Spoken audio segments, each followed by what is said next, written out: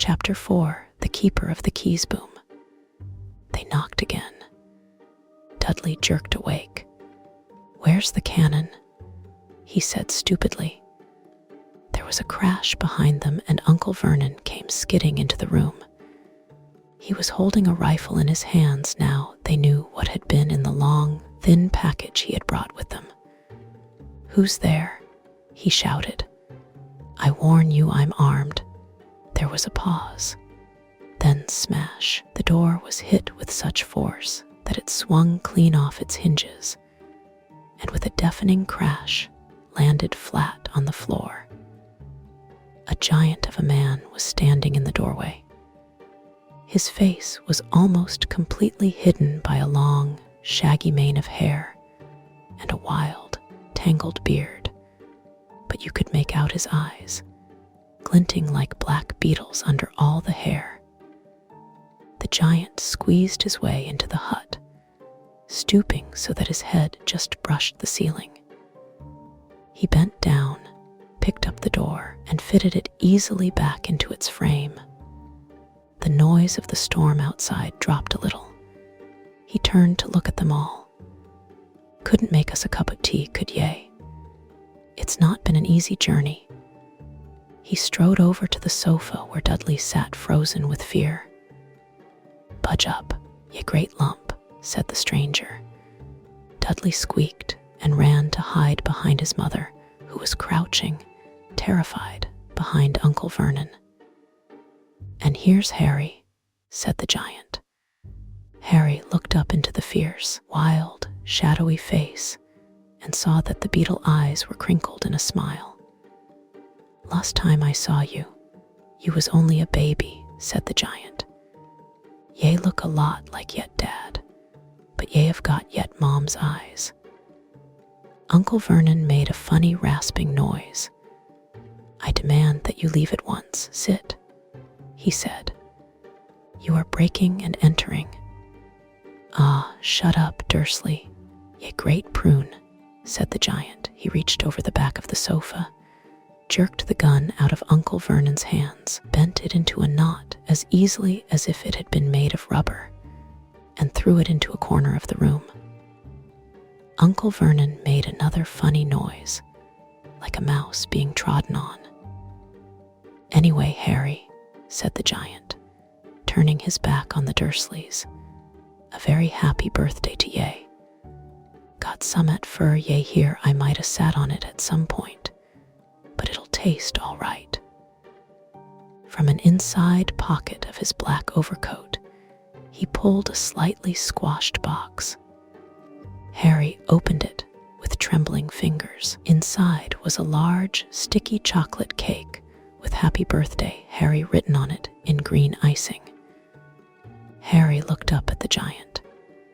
He meant to say thank you, but the words got lost on the way to his mouth, and what he said instead was, "Who are you?" The giant chuckled. "True, I haven't introduced myself. Rubeus Hagrid, keeper of keys and grounds at Hogwarts." He held out an enormous hand and shook Harry's whole arm. "What about that tea then, eh?" he said, rubbing his hands together. "I'd not say no ter summit stronger if ye have got it, mind." His eyes fell on the empty grate with the shriveled chip bags in it, and he snorted. He bent down over the fireplace. They couldn't see what he was doing, but when he drew back a second later, there was a roaring fire there. It filled the whole damp hut with flickering light, and Harry felt the warmth wash over him as though he'd sunk into a hot bath. The giant sat back down on the sofa, which sagged under his weight, and began taking all sorts of things out of the pockets of his coat. A copper kettle, a squashy package of sausages, a poker, a teapot, several chipped mugs, and a bottle of some amber liquid that he took a swig from before starting to make tea. Soon the hut was full of the sound and smell of sizzling sausage.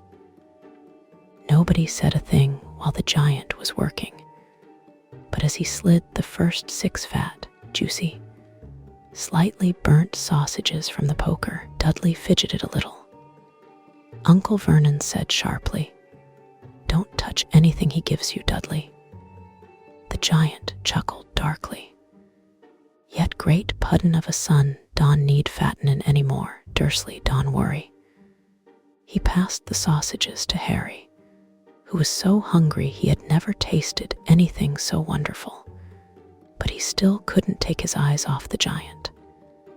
Finally, as nobody seemed about to explain anything, he said, "I'm sorry, but I still don't really know who you are." The giant took a gulp of tea and wiped his mouth with the back of his hand. "Call me Hagrid," he said. "Everyone does. And like I told ye, I'm keeper of keys at Hogwarts. Yale know all about Hogwarts, of course." No," said Harry. Hagrid looked shocked. "Sorry," Harry said quickly. "Sony," barked Hagrid, turning to stare at the Dursleys, who shrank back into the shadows. "It's them as should be sorry. I knew ye weren't gettin' your letters, but I never thought ye wouldn't even know a boo Hogwarts, for cryin' out loud. Did ye never wonder where yet parents learned it all?" "All what?" asked Harry. "All what?" Hagrid thundered. "Now wait just 1 second." He had leapt to his feet. In his anger, he seemed to fill the whole hut. The Dursleys were cowering against the wall. "Do you mean to tell me," he growled at the Dursleys, "that this boy knows nothin' a boo about anything?" Harry thought this was going a bit far. He had been to school after all, and his marks weren't bad. "I know some things," he said. "I can, do math and stuff." But Hagrid simply waved his hand and said, "About our world, I mean your world, my world, your parents' world." "What world?" Hagrid looked as if he was about to explode. "Dursley," he boomed. Uncle Vernon, who had gone very pale, whispered something that sounded like Mimblewimble. Hagrid stared wildly at Harry. "But ye must know about yet Mom and Dad," he said. "I mean, they're famous. You're famous." "What? My Mom and Dad weren't famous, were they?" "Ye don know. Ye don know." Hagrid ran his fingers through his hair, fixing Harry with a bewildered stare. "Ye don know what ye are," he said finally. Uncle Vernon suddenly found his voice. "Stop," he commanded. "Stop right there, sit. I forbid you to tell the boy anything." A braver man than Vernon Dursley would have quailed under the furious look Hagrid now gave him. When Hagrid spoke, his every syllable trembled with rage. "You never told him what was in the letter Dumbledore left for him. I was there. I saw Dumbledore leave it, Dursley. And you've kept it from him all these years." "Kept what from me?" said Harry eagerly. "Stop. I forbid you," yelled Uncle Vernon in panic. Aunt Petunia gave a gasp of horror. "Ah, go boil yet heads, both of ye," said Hagrid. "Harry yet a wizard." There was silence inside the hut. Only the sea and the whistling wind could be heard. "A what?" gasped Harry. "A wizard, o' course," said Hagrid, sitting back down on the sofa, which groaned and sank even lower. "And a thumpin' good un, I'd say, once ye have been trained up a bit. With a mum and dad like yours, what else would ye be? And I reckon it's a boo time ye read your letter." Harry stretched out his hand at last to take the yellowish envelope, addressed in emerald green to Mr. H. Potter, the floor, hut on the rock, the sea. He pulled out the letter and read Hogwarts School of Witchcraft and Wizardry Headmaster, Albus Dumbledore Order of Merlin, First Class, Grand Sorc, Seat Chef. Warlock, Supreme Mugwump, International Conft. Of Wizards, dear Mr. Potter, we are pleased to inform you that you have been accepted at Hogwarts School of Witchcraft and Wizardry. Please find enclosed a list of all necessary books and equipment. Term begins on September 1. We await your owl by no later than July 31. Yours sincerely, Minerva McGonagall. Deputy Headmistress questions exploded inside Harry's head like fireworks, and he couldn't decide which to ask first. After a few minutes, he stammered. What does it mean? They await my owl. Gallopin Gorgons, that reminds me, said Hagrid, clapping a hand to his forehead with enough force to knock over a cart horse. And from yet another pocket inside his overcoat, he pulled an owl, a real, live, rather ruffled-looking owl, a long quill, and a roll of parchment.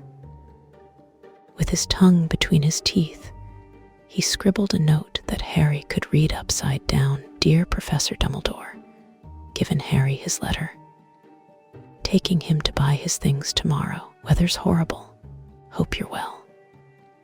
Hagrid rolled up the note, gave it to the owl, which clamped it in its beak, went to the door, and threw the owl out into the storm. Then he came back and sat down as though this was as normal as talking on the telephone. Harry realized his mouth was open and closed it quickly. Where was I? Said Hagrid, but at that moment Uncle Vernon, still ashen-faced but looking very angry, moved into the firelight. He's not going, he said. Hagrid grunted. I'd like to see a great muggle like you stop him, he said. A what? Said Harry, interested. A muggle, said Hagrid. It's what we call non-magic folk like Thurn. And it's your bad luck you grew up in a family o' the biggest muggles I ever laid eyes on. We swore when we took him in we'd put a stop to that rubbish, said Uncle Vernon. Swore we'd stamp it out of him. Wizard indeed. You knew, said Harry. You knew I'm a wizard. Knew, shrieked Aunt Petunia suddenly. Knew. Of course we knew.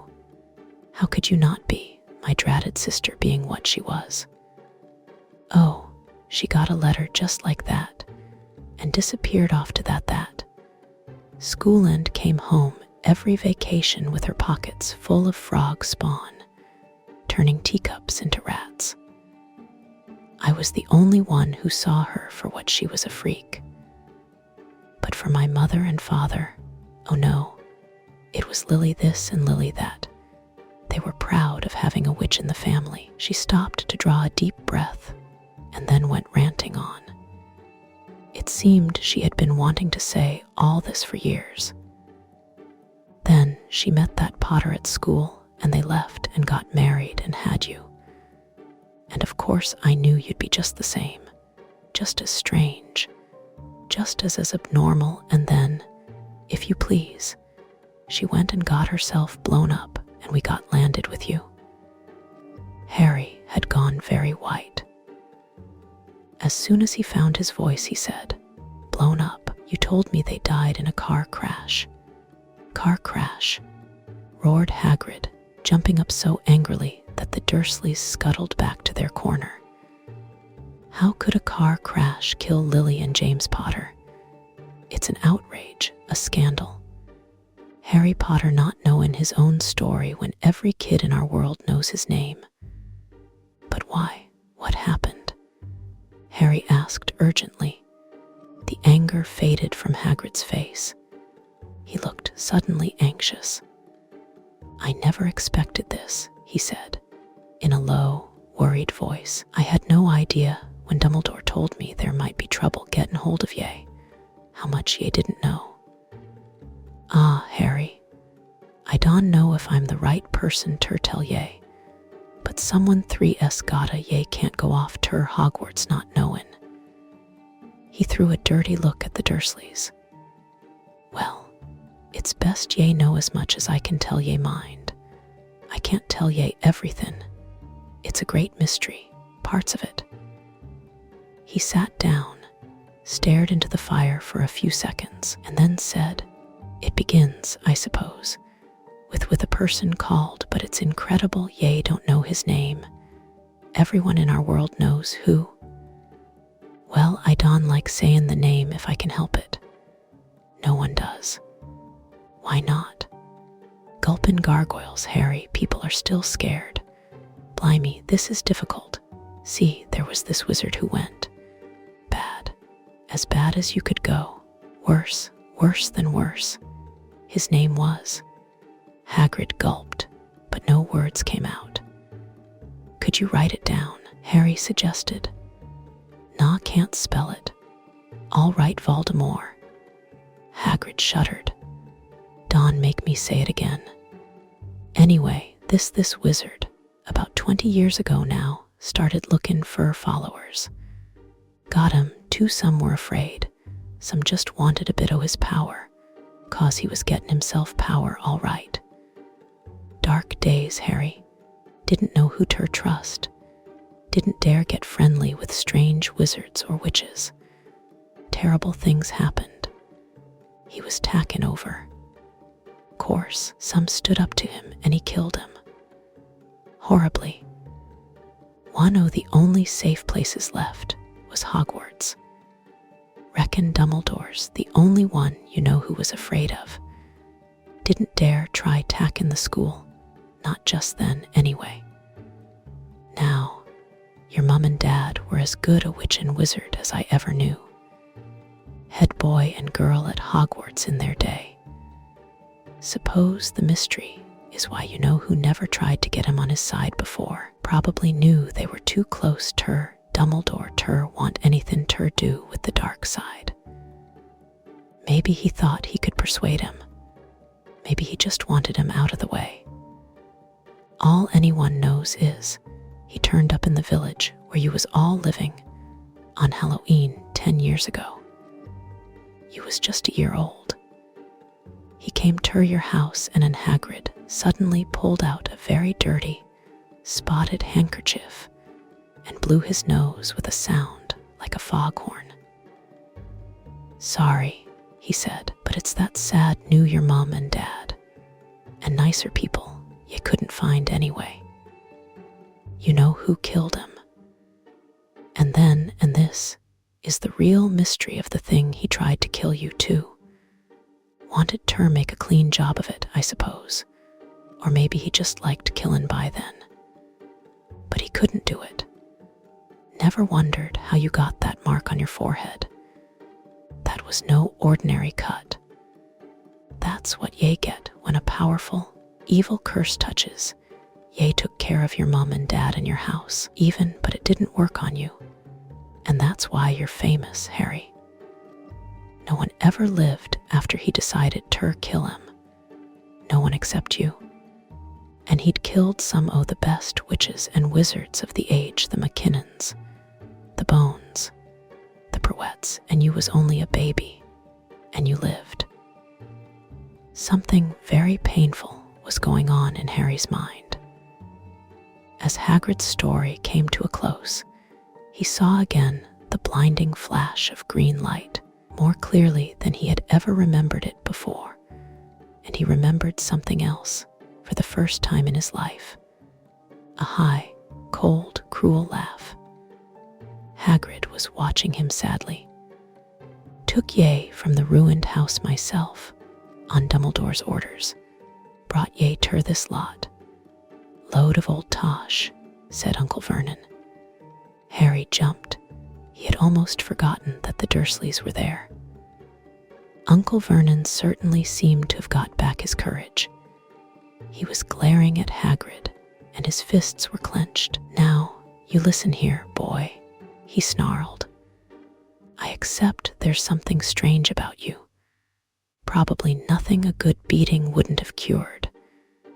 And as for all this about your parents, well, they were weirdos. No denying it. and the world's better off without them, in my opinion, asked for all they got. Getting mixed up with these wizarding types, just what I expected. Always knew they'd come to a sticky end. But at that moment, Hagrid leapt from the sofa and drew a battered pink umbrella from inside his coat. Pointing this at Uncle Vernon like a sword, he said, "I'm warning you. Dursley, I'm warning you one more word. In danger of being speared on the end of an umbrella by a bearded giant." Uncle Vernon's courage failed again.